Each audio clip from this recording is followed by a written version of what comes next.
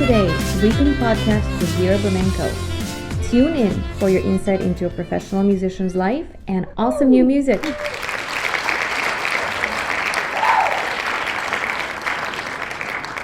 All right, everybody, welcome to another episode of Musician Today podcast, where we bring you the most amazing artists from around the world, tell you their stories and share their awesome music with you.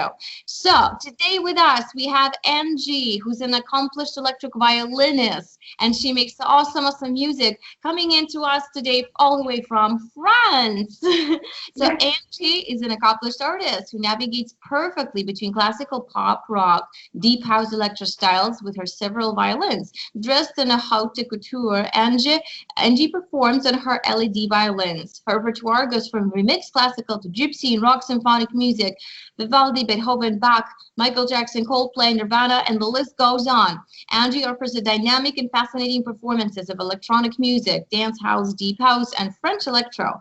Dressed with leather or optical fiber clothing, the sexy violinist will electrify the dance floor and improvise on the greatest hits of today's like Daft, Punk, David Guetta, Calvin Harris, Avicii, Kavinsky, Rihanna, Beyonce, anything that you desire. Angie's most amazing feature is her unique and spectacular laser show, in which she gives an outstanding one-of-a-kind performance. You can find her on her website at angieviolin.com, Facebook /Angie Violin 1, YouTube, and find her by Angie Violinist. You can't miss it on Twitter and Angie Violin, and of course on Instagram. How come I did not write an Instagram? Angie Violinist. Find her there and you can't miss it. She's got an amazing look and the most amazing performance, and she's also the sweetest person. So hi Angie, how are you today? Hi Vera, thank you for this nice intro. I'm so happy to be there. Thank you for inviting me. My French accent. It's beautiful. We love it. We love it. Yeah. So you told me quite a bit of a story about how you began playing violin, how you started music. So would you like to share that story with us here? Of course, yes. It's a nice story. I like it because I really choose my instrument when I was a little girl. I was 5 years old and I was visiting a church in Italy with my family. And there is no musician in my family at all, but they like music. So we were going to concert and listen to music, but they were not playing music. And there was a violinist playing in front of the church. And I was 5 years old and I was seeing the violinist and stayed to look the violinist because it was so beautiful. And my family went into the church and forgot about me, and they come back 5 minutes later, super scared because they saw they lose me. But and I was still in front of the violinist, so I took the hand of my mom and I said, "Yes, mom, I want to play violin." So it was a really little girl decision, and I never regretted it since. So I'm really glad. That's amazing. Thank you. I totally relate to that. When I saw my teacher play violin, that's when I fell in love with it, and I was 7. So high five. That's awesome. So what would you say has shaped your style over the years? You began exploring different styles of music beyond classical and picking up electric violin. So what influenced you the most? Well, first, of course, classical, you're a violinist. For the violin, it's necessary. It's mandatory to do classical music, even if you don't like classical music. For me, it's really important, But I really understood that there was a lot of different type of music. I had a teacher who played a lot of Russian music, from the East, folkloric music, and I loved this moment, with my teacher and when we were playing this music because it's really come from the heart and it's really deep. And I started to play this music, and after I discovered Latin music also, and it's you can do violin everywhere, so it's pretty cool, So I was growing with my classical music, but always in my head, I was like, this is not what I want to do. This is not only what I want to do.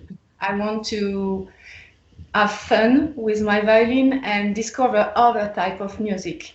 So naturally, you discover pop and rock and pop rock music and electronic music and deep house music and this of kind of music where you can realize that the violin is possible everywhere and it's so fun. So that's why with the rock music, it's really, really good because it's really complicated for the violin because, it's played for guitar and the virtuose, it's a word, yes, virtuose guitarist. And so for the violin, it's really interesting to play rock music. And so that's why I like to play rock music too.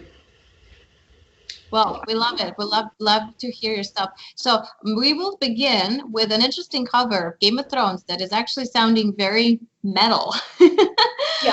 So why do we have a listen? So I personally love this one because my whole album was based on the Game of Thrones. So this is just strikes the chord. So here we go. Here we go, guys. Here we go.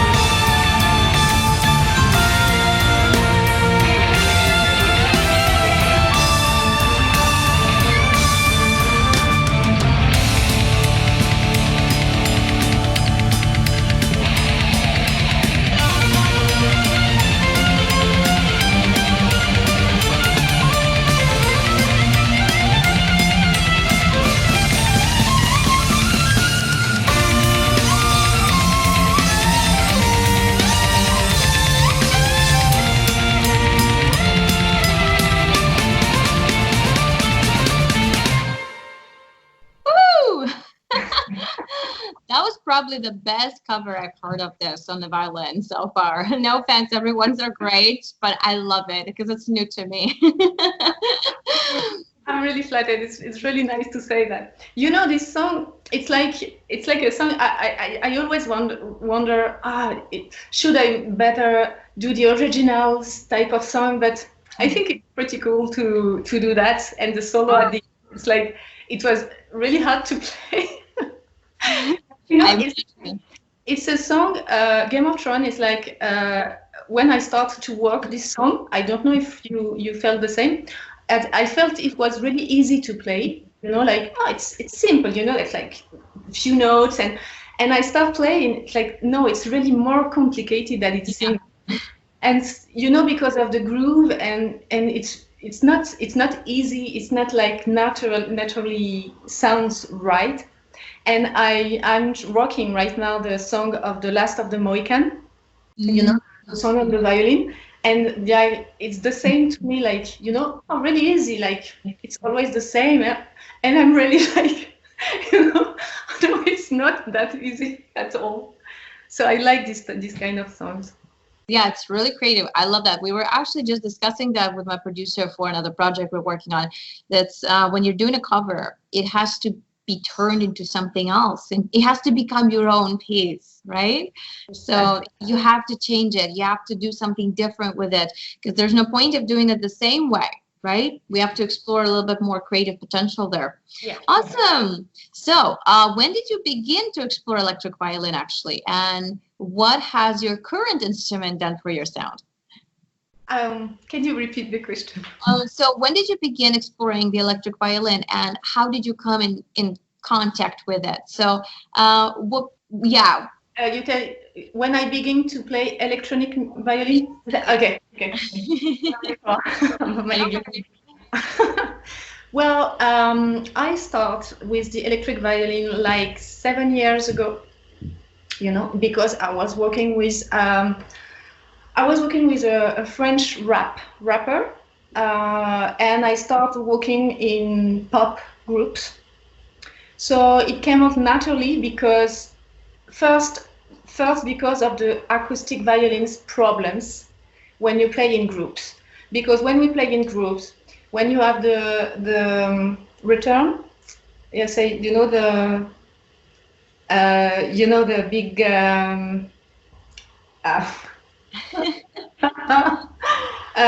when you have the spot of the sound, yes, and you have a micro like a DPA on your acoustic violin. You can do Larsen. Larsen is the name in English. Yes. So it's really complicated and it's fragile. So you are playing in parties, and so you are doing your best and your really energetic music, and everybody's dancing. So you don't want to bring your acoustic violin, which is fragile, like a glass, a glass or something. So at the beginning it was first for a practical thing. So I took the electric violin. At the beginning it was really difficult for me because the wood violin, the acoustic violin in wood, has vibration. So when you play good, when your note is good, the violin will vibrate as the good vibration, and you can feel it in your hand and in your neck, because it's exactly. So without that, in the electric violin, I lost my I lost all my cues. So I was really lost, and I started to play like false. So I had to relearn to play with my head and like a guitar, to calculate the movement and not just feel it. Mm-hmm. Really, really soon I started to discover the MWROC wood violins, but it's strange because I'm French and there was not a lot, in the stores. But there's not a lot of electric violin in the stores. But I think I found it on internet, and it's pretty cool, this violin. I think you know MWROC wood. It's really cool, this violin, because MWROC wood is like a rock musician, like really deep rock. So he was thinking like, it's a shame because all the electric violins sounds really high, and really thin. Mm-hmm.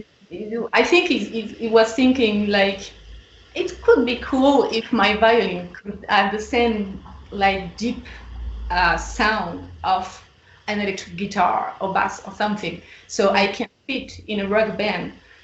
And that's why it's pretty cool, because you can really feel it in the Barbara pickup in the violins, MWROC violins. You can really feel like the deep sound in the violin. So it's pretty cool, because also on the high notes you have deep. I don't know if I'm clear, but you know what I mean? Yeah, you have depth. You definitely have depth and volume there. Yeah. Sorry. So so that's why it was really easier for me to play to play electric violin, and now I can really have fun with it. And I developed a really different kind of way to play the violin with my electric violin and with my acoustic violin. So it's pretty cool. That's amazing. Why don't we hear another electric cover? So Well, this is themed on Vivaldi, I believe, right? Electro State. exactly. Yay! Here we go, guys. Enjoy.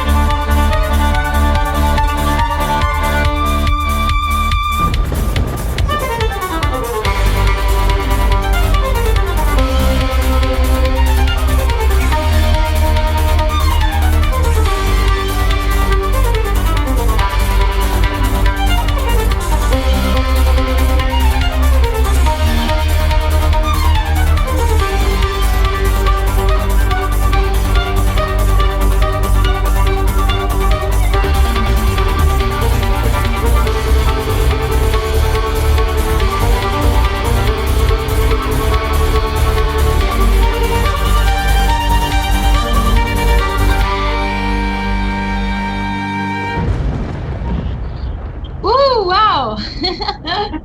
I love it how very alike we think. So I did a cover of this years ago at a Persian Beauty Awards show, and I didn't have an engineer at the time, so it was kind of a homemade recording by me. But I love those storm effects. I was trying to get those, and I love how you put them in there. They're just amazing. So my next question would be, do you produce the music yourself? Do you have somebody who works with you on producing the track, like recording, mastering, editing? Yeah. Yeah, of course. I always ask some professional to help me with that, because I'm not capable to do the mastering and the mixer even the it's mix, mastering, recording, all of that. It's not like, when I start to the electric violin, the first thing is like I had to understand how jack works. So for me, it's like just stop there. I don't understand all. I had to learn, but I'm not really like into. I start a little like because when you arrive on stage for a live show and you are alone. I travel alone when I travel, and so I have to arrive and I have to be able to tell what I need and what is good and what is bad and why it is bad, and so how can we fix it. So I had to learn a little, but it's still complicated to me. But that makes absolute sense. I work with a producer as well who does all of that for me. Even though I'd love to have a studio, but it's like it takes on a whole other career just to learn how to do that. So yeah, I really appreciate the people that I'm working with, and it sounds amazing though. So do you meet with your engineer and do you like decide what you're gonna do for this track or for this track, like what drums what style you do it in? Yeah. Well, yes, of course, we meet, and of course, I'm like now in creation of a new album. Nice. And we meet all the time, so it's like, yes, it's a teamwork, of course, because we have to decide what is good, what is not good, what is like, can you really feel, So no, of course, but I also really trust the people which I work, because they know the job too. So for me, it's really important to not think, sometimes I arrive and I arrive in my producer studio, and I say like, I have the best idea of the sound, and I like, and it's like, no, like, no, and I will explain you why, but no, it's not possible, it's not good, and I trust them in that because they know their job, Mm-hmm. Yeah, that's great. That's great. That sounds very familiar to me. Same thing's going on here. So yeah, it's interesting how these instruments give us so much opportunity for more sound potential, but also make you learn so much, right? And make you grow into like a whole new artist. And that's amazing that growth happens. Yeah. Awesome. So I would like to play one more song and then we can do a little something special. All right. So why don't we listen to Smooth Criminal? Oh yeah, I love this song. I love this one. I love how you did these solos in there. Oh, it's amazing. Okay, guys, just listen. Here we go. Smooth Criminal.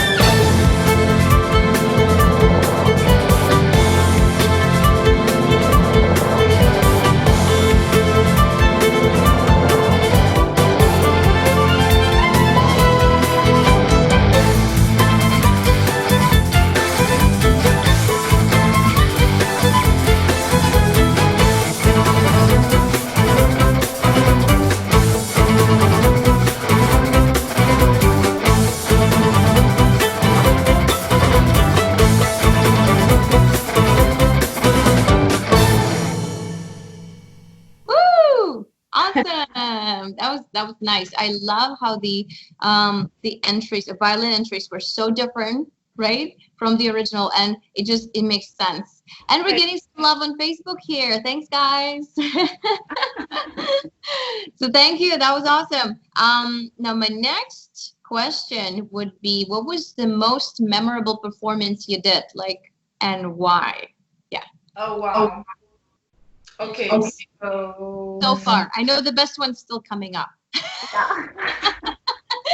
Well, I have a lot of like great performance, but I have to memorize. If I have to just now think first when I play with the rap singer, we once play in a 10,000 stage, 10,000 people, and I was like really young in the business, and it's like it was the first time like I saw all these people, and I was really impressed by all the people. So this was pretty cool.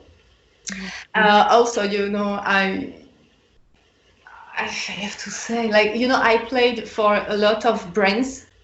In my job is to play for the brands, and sometimes you see like really crazy stuff, because there are like luxury brands. When you play for Lexus, for example, they put me on a system which elevated me, and I was a dress who lights on in color, and there was like 500 people who lights on in the same color, and there was the car was raised up. So it's like crazy stuff. I'm so glad to do that, because you have the opportunity to see a lot of people. Also, I had the chance to play next to Snoop Dogg once. There, yeah. Nice. A rock musician, but it's like pretty cool.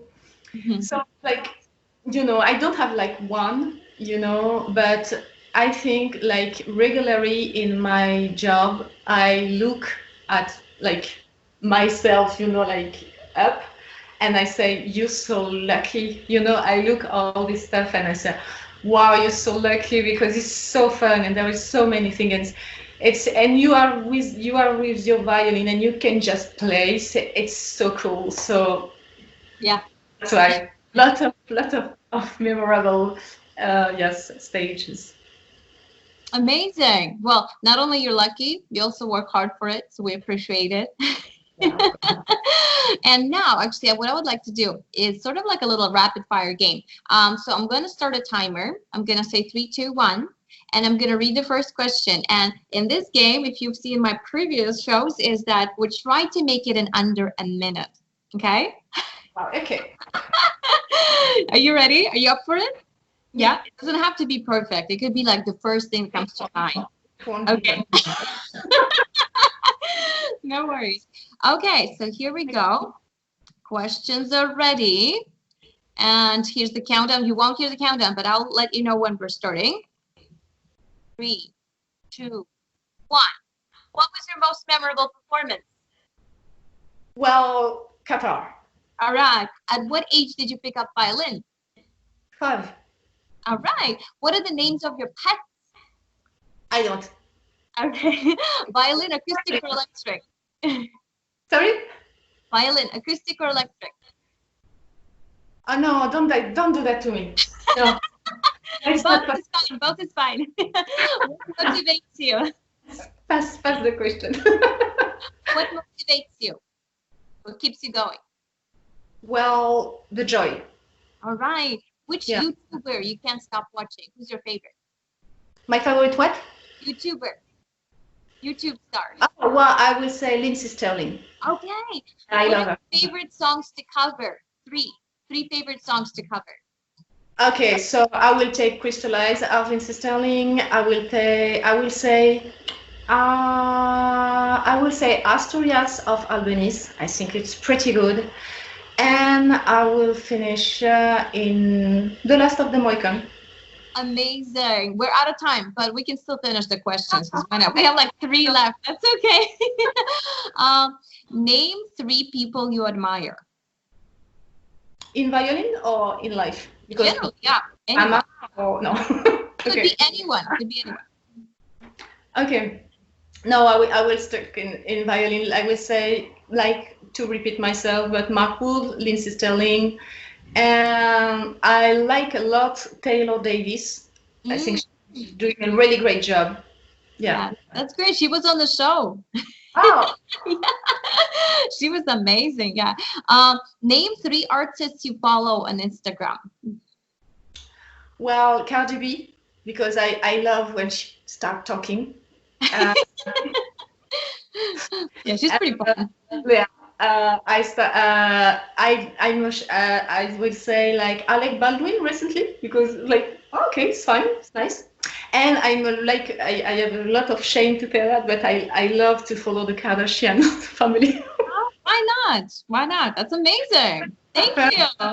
Thank you for your openness. This was amazing. Okay. I think we're pretty much done. The other question was dogs or cats. Are you a cat person or a dog person? Like if you had a pet. Definitely dog. Dog, yeah, me too. I find. That's awesome. Well, thank you so much. I think we've learned a lot, and I love it how this kind of keeps things going a little, so you don't overthink your answer, and it just becomes a little bit more genuine. So, like artists, we generally tend to think a lot, right? And sometimes this process could be sort of crippling in our growth. So, if you're building something, I have someone who's mentored me, and they always say, "Done is better than perfect." So, what's your perspective on getting projects done, organizing your time? Is there any advice can you give to another artist, younger artist perhaps, like sort of like yourself, but a few years ago? What would be the epic advice that you would give yourself in sort of achieving your career goals today? Well, I will say I love your phrase "done is better than perfect" because it's really like an actual problem in like the internet because we are all on YouTube and stuff and we have to post some video and we have to listen again and again and again and it's never perfect to our ear and our eyes and it's really hard to I have a lot of colleagues or friends who are like really and me too we are really afraid to do the thing and to finish and to show it to the world because we're not like no, it's not quite good, but you have to because it's because it will never be perfect and because it is good. Yes, it is good because it's you, and after you will be growing, and it will be different, So this is a really good advice. Well, I think it's really like old school advice, but I think it's like you have to work your instrument. And I will say like one word, it will be scales. I agree. It's like, no, it's really, and you have to be sincere because you have to be sincere in what you do, but it's not all the wanted to do something is if you have to work. Because I know that because I came from like for me one of the most difficult instrument and I work and it's always working and I work with dancers and singers and and even all of the you always when as an artist work a lot. You have the image of an artist who's not working, it's like on stage and it's fun. It's really fun. It's like so much work and every day and you have to keep that in mind. Like you work a lot more than the people who work in the office. So you have to just work your instrument. Yeah, that's amazing. I completely agree. It is work. And often people look at it and they see, oh, you're having so much fun, but they don't see the behind scenes that you're doing a lot of work. Exactly. That's true. And yeah, I play my scales too. And I also like sort of like modern techniques incorporated into them. So instead of just the scale, create an awesome pattern. Like maybe it's a metal rip that you're taking up 5 octaves and going through the entire overtone series with it. So something fun like that you can do. Like the scales don't have to be boring. Every time I teach my students too, I'm like, play with rhythm. Play with pitch, play with everything, right? Have fun with it. It's supposed to be enjoyable. Exactly. That's amazing. So, Angie, we're so excited for your new album. And guys, don't miss it. Check it out on Angie's website, angieviolin.com. Is that where it's coming? Yeah. Released on your website. Excellent. Yeah. On Facebook, Angie Violin 1. On YouTube, find her by Angie Violin. Find her videos. She's got amazing videos of all these songs that we heard today. Then find her on Twitter, Angie Violin. Find her on Instagram, Angie Violin. So don't miss it. It's awesome. And when do you plan to release it? Just so we have a general idea when we should expect it. My new album? Yeah. Well, I will say. Well, I hope at the end of 2020. All right. Right Yeah. on. Maybe we can have you back on the show then, so you can do like an introduction Yeah, for us. of Yeah, course. Be that'd glad. be amazing. Yeah. So Yeah. let me know when you're ready. We'll love to have you back. And Okay. meanwhile, I know that a lot of artists are participating in sort of like projects and releasing music that is to uplift everyone's spirit during this weird isolation period that is so unusual to us because we're used to always being with people and entertaining people. So how would you say you're coping? How are you doing during this time? The time of this time now. Yeah, the Well, quarantine. What do you do to keep? sorry. Yes. What do you do to sort of keep your music career going?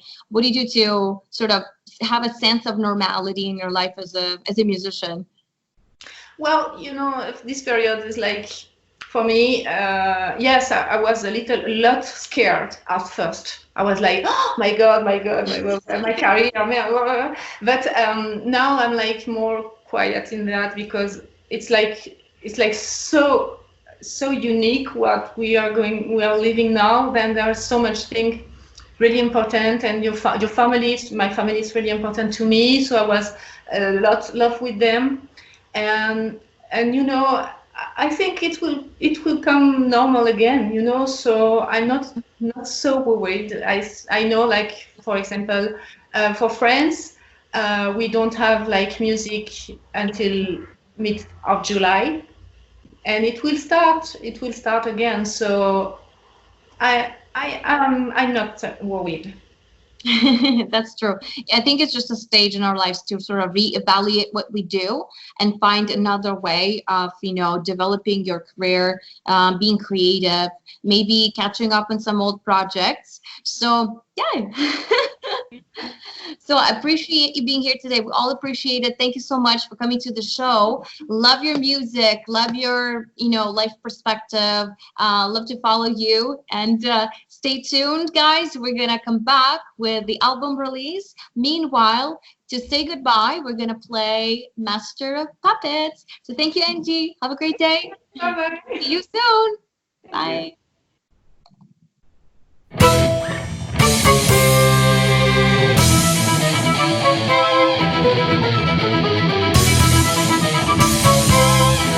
Thank you.